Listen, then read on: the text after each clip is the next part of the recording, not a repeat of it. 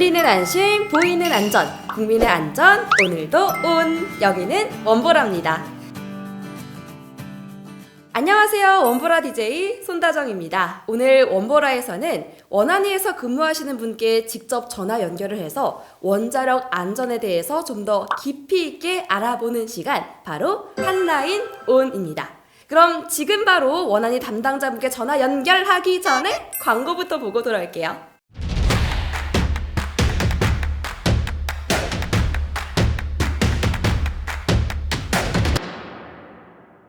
네, 이제 원자력 안전위원회 담당자분과 전화 연결해 볼 텐데요. 사실 저도 원자력이라는 단어만 들어봤지 원자력 안전에 대해서는 잘 몰랐거든요. 그런데 오늘 특별히 원안위에서 근무하시는 분이 직접 이야기를 들려주신다고 하니까 정말 기대가 됩니다. 그럼 빨리 원안위 담당자분 연결해 볼까요? 안녕하세요. 네, 안녕하세요. 네, 바쁘신데 이렇게 시간 내주셔서 감사합니다. 자기소개 좀 부탁드릴게요. 네, 안녕하세요. 저는 원자력안전위원회 원자력안전과에서 근무하고 있는 공병문 서기관입니다. 네, 공병문 서기관님 반갑습니다. 네. 원자력 안전과에 근무하고 계시다고요? 네. 원자력 안전과 딱 봐도 중요한 부서 같아요. 어떤 일을 담당하고 계시는지 자세하게 들을 수 있을까요? 우리나라에는 원자력발전소, 연구용 원자로 등 여러 원자력 시설이 운영되고 있는데요. 네. 원자력안전과는 원자력 사업자들이 이러한 원자력 시설을 안전하게 운영할 수 있도록 정기적으로 안전규제 검사를 수행하고 그리고 각종 안전성 평가와 심사를 수행하고 있습니다.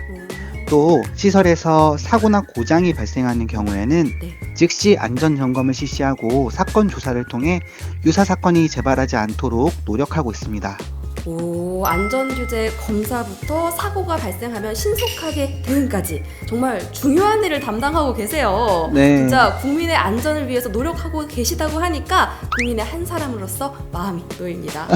그런데요, 서기관님, 네. 원자력 발전소에서 일어나는 사고는 언제, 어디서 발생할지 예측할 수가 없잖아요. 원안위에서는 그런 상황에 어떻게 대비하고 계세요? 네, 원전에서 사고 고장은 언제 발생할지 예측하기 어려운데요.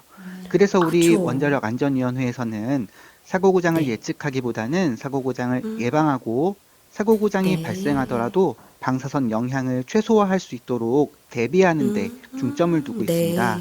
우선 원안위는 원전 설계 건설하는 단계부터 시설이 여러 안전 기준을 만족하고 있는지를 철저한 안전 심사를 통해서 꼼꼼히 확인하고 네. 있습니다.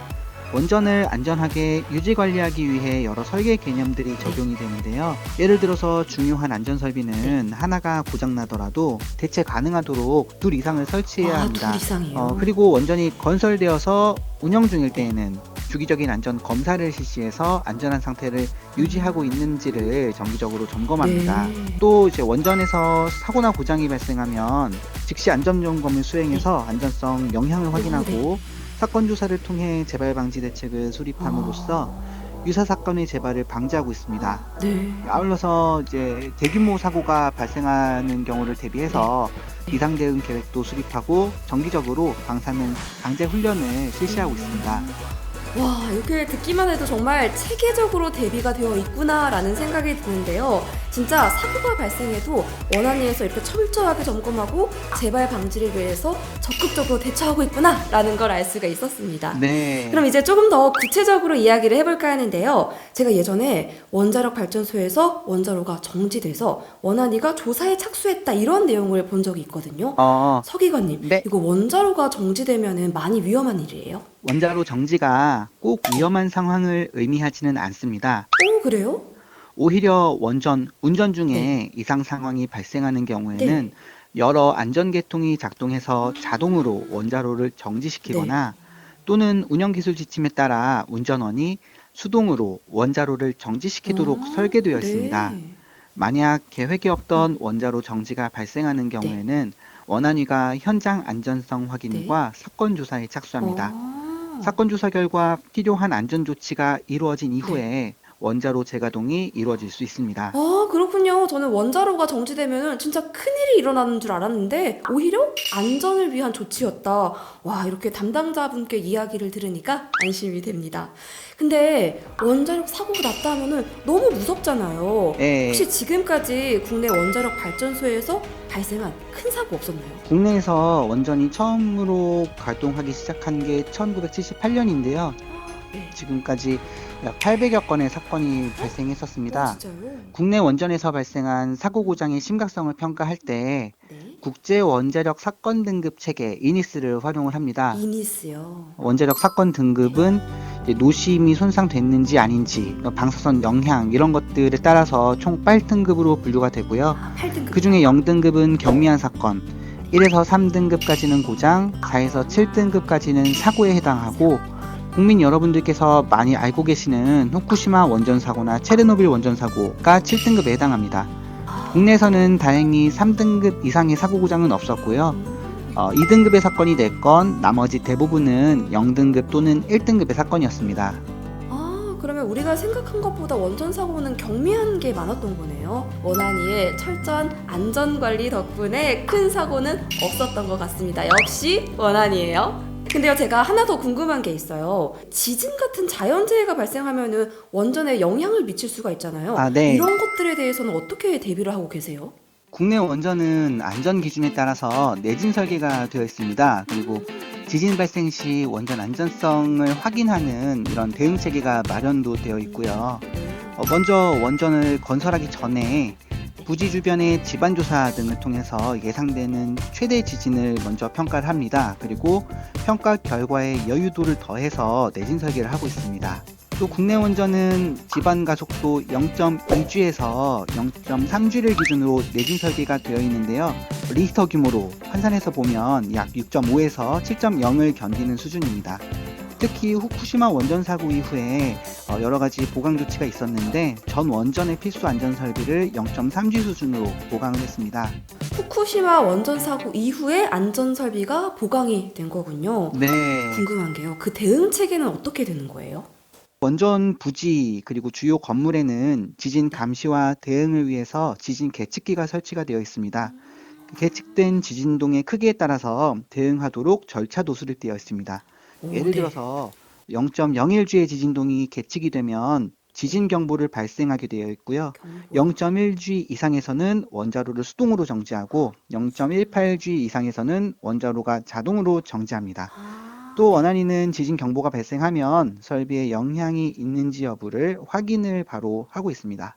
역시 철저하게 이렇게 대비가 되어 있으시군요. 그런데요, 자연재해가 지진만 있는 건 아니잖아요. 네. 2022년 3월에 울산에서도 발생을 했고요. 올해 경남과 경북에서 너무나 갑작스럽게 산불이 발생했고 피해도 컸습니다. 네. 제가 기사를 봤어요. 원전 앞까지 이게 불길이 번져가지고 초비상 사태이다 이런 걸 봤는데 네. 이런 산불이 원전에 영향을 미칠 수가 있나요? 최근 발생한 대형 산불로 많은 국민 여러분께서 큰 어려움을 겪고 계시는데 먼저 정말 안타깝게 생각합니다. 네. 이런 대형 산불이 원전에 어떤 영향을 미치는 것 아닌지 아마 우려도 되실 것 같아요. 맞아요. 원전은 근데 산불을 포함한 외부 위험 요소를 고려해서 설계가 됩니다. 그리고 네. 원안위는 원전 건설 운영허가 심사를 할 때 네. 산불이 주요 구조물에 미치는 영향이나 화재 방호의 적절성 이런 것들을 면밀히 검토를 하고 있습니다. 역시. 또 원전 운영사인 한수원은 산불 대응을 위해서 산악 소화전을 설치를 하고 또 자체 소방대를 운영을 하고 있거든요. 네. 그리고 주기적으로 교육 훈련도 실시를 하는 등 대비 태세를 유지를 하고 있습니다. 이번 산불 발생 시에도 원안위 지역사무소가 현장에서 산불 접근 상황을 상시 모니터링 했고요. 네. 한수원의 대비 태세를 점검을 하면서 안전성을 확인을 했었습니다. 와, 진짜 고생이 많으셨겠어요. 진짜 이렇게 자연재해는 너무나 급작스럽게 발생하기에 아무도 대비할 수가 없다는 생각이 들거든요. 네. 사전에 대응책이 없으면 우왕좌왕하게 될 텐데 이야기하신 것처럼 주기적으로 교육, 훈련하고 상시 모니터링을 하신다니까 걱정을 안 해도 되겠습니다. 네. 원안이가 이렇게까지 꼼꼼하게 체크하고 있을 줄은 몰랐는데요. 서기관님의 말씀을 들어보니까 원안이 정말 너무너무 든든합니다. 그런데 서기관님과 얘기를 나누다 보니까 시간이 이렇게까지 빨리 흐르는 줄 몰랐어요. 잠깐 광고 보고 와서 서기관님과 계속해서 이야기 나눠보도록 할게요. 네.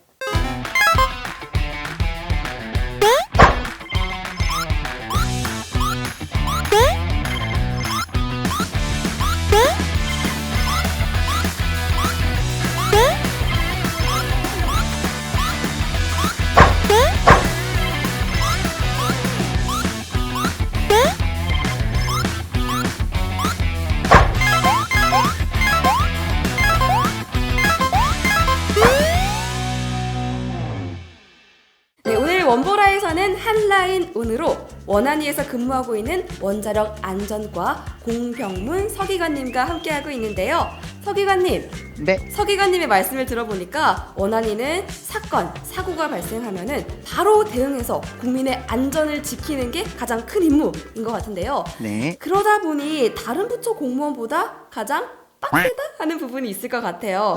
지금까지 원안위 공무원으로 지내온 순간 중에 소위 가장 빡세다라고 느꼈던 순간은 언제인가요?